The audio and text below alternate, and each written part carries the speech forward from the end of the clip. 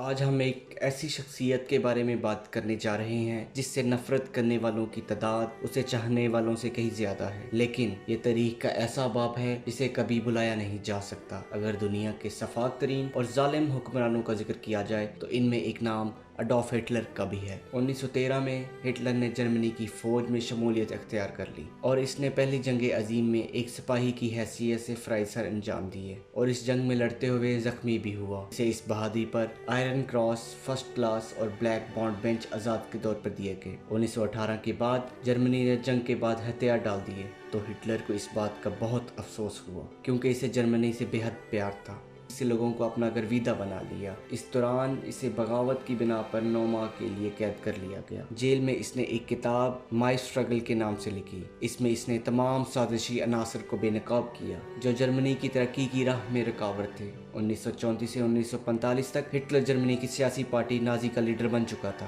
اور اس نے اس پارٹی کا سمبل بھی خود ہی بنایا اور کہا جرمن ایک فاتح قوم ہے، اور الفاظ اس کے لیے کھلونوں کی طرح تھے۔ اور اس نے اپنے دور حکومت میں ایسی پالیسیاں بنائی جس کے نتیجہ میں دوسری جنگ عظیم کا آغاز ہوا اور اس جنگ کے نتیجے میں 1 کروڑ لوگ مارے گئے۔ لیکن اس کی زندگی کے بہت سے دلچسپ پہلو بھی ہیں جس سے بہت لوگ ناآشنا ہیں۔ اڈولف ہٹلر 20 اپریل 1979 آسٹریا کے ایک غریب گھرانے میں پیدا ہوا۔ ہٹلر نے اپنی تعلیمی دور میں بہت سی مشکلات کا سامنا کیا۔ اس نے ویانا میں فائن آف آرٹس میں داخلے کے لیے درخواست دی پر کالج کے معیار پر پورا نہ اترنے پر اسے داخلہ نہ مل سکا۔ 1930 میں ہٹلر کی پارٹی جرمن کی دوسری بڑی پارٹی بن چکی تھی۔ 1933 کے الیکشن میں اکثریت تو نہ حاصل کر سکی پر سب سے بڑی پارٹی ہونے کے ناطے صدر نے ہٹلر کو حکومت تشکیل دینے کی دعوت دی اور ہٹلر ملک کے اعلیٰ ترین عہدے چانسلر تک رسائی کر گیا۔ چانسلر بننے کے بعد ہٹلر نے اپنے مخالفین کو زیر کرنے کی ہر ممکن کوشش کی اور عوام کی ہمدردی حاصل کرنے کے لیے بے روزگاری کا خاتمہ کیا اور بے شمار ترقیاتی کاموں کا آغاز کر دیا۔ عوام اسے اپنا سچا قائد ماننے لگی۔ اگر تاریخ کی ورگردانی کی جائے تو معلوم ہوتا ہے کہ ہٹلر کو کئی خطوں میں منفی نظروں سے دیکھا جاتا ہے، لیکن دنیا کے کچھ تاریخ دان اسے ایک شاطر اور ذہین ترین انسان مانتے ہیں۔ اس کا انداز بیان اتنا دلچسپ اور سحر انگیز تھا کہ تمام لوگ محصور ہو کر رہ جاتے۔ اس کے جو نظریات تھے آگے چل کر انہی نظریات کی بنا پر جرمنی کے 2 ٹکڑے ہوئے۔ اس کے بعد ہٹلر کا دنیا کی بدترین شخصیات میں شمار ہونے لگا۔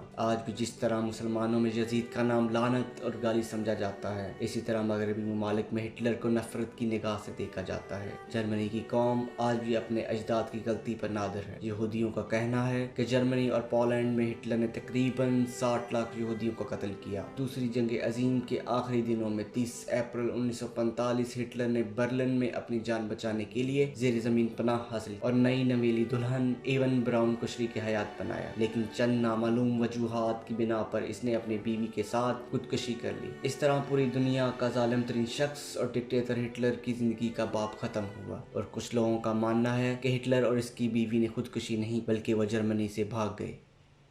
Please like, share and subscribe the channel for more informative videos. Thank you.